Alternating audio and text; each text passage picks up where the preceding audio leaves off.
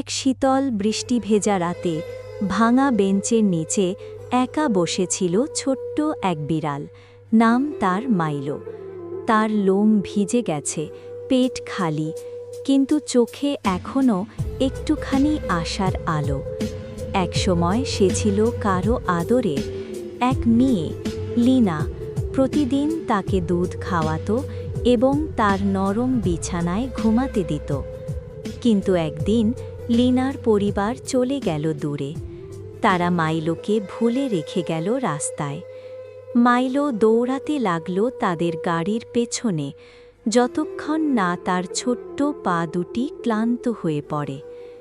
দিন কেটে গেল, ঘরের গন্ধ হারিয়ে গেল, তার জায়গায় এলো ধুলো আর ক্ষুধা।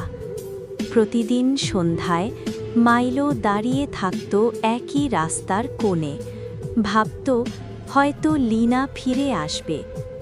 যখনই কোনো গাড়ি থামত, সে মৃদু গড়গড় শব্দে ডাক দিত। ভেবে নিত হয়তো লিনা এসেছে, কিন্তু কেউ আসত না।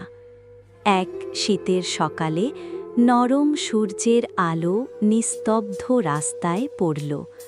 মাইলো শান্তভাবে শুয়েছিল, চোখ বন্ধ, যেন আবার স্বপ্ন দেখছে লিনার কোমল হাতের ছোঁয়া।